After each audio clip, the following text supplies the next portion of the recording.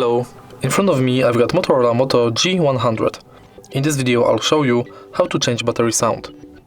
Firstly, enter Play Store and search for battery sound notification app.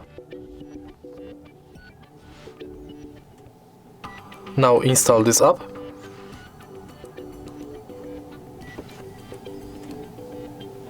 Open it and tap plus in the right corner. Select mode between connected, disconnected, full battery and low battery. Then select sound source.